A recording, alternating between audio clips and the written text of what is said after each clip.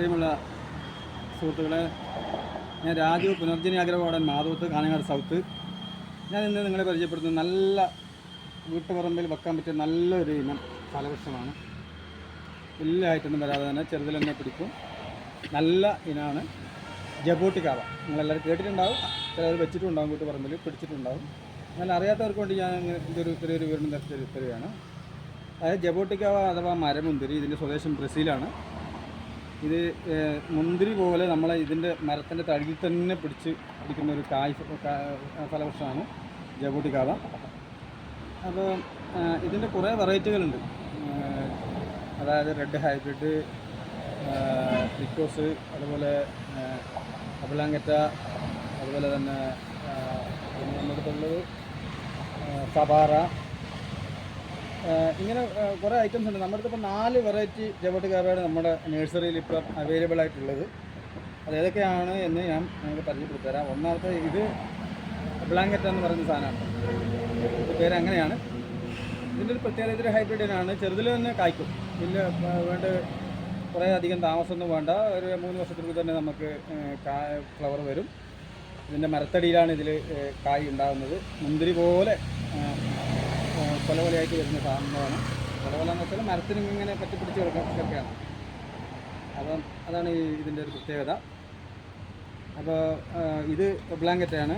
നല്ല മധുരമുള്ളൊരു ഇനമാണ്. നമ്മുടെ വീട്ടുപറമ്പിൽ വെക്കാൻ പറ്റിയൊരു ഫലവൃക്ഷമാണ് ജബോട്ടിക്കാവ. കാണാൻ നല്ല ഭംഗിയാണ്.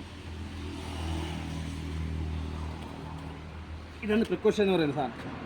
ഇത് ഹൈബ്രിഡ് ഇനാണ്. ഒരു 3 വർഷത്തിനുള്ളിൽ തന്നെ കായ് പിടിക്കും. നല്ല മധുരമുള്ളൊരു ഇനമാണ് ജബോട്ടിക്കാവ പ്രിക്കോഷ്.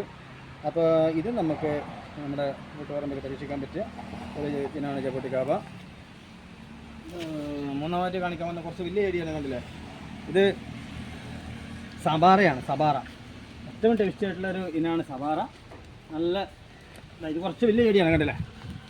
നല്ല കുറച്ച് ബുഷായിട്ട് വന്നിട്ടുള്ള ചെടിയാണ്. നല്ല ചെറിയൊരു മണ്ണൊക്കെ വന്നു. അപ്പോൾ ഇതിൻ്റെ ഒരു പ്രത്യേക നല്ല മധുരമാണ്.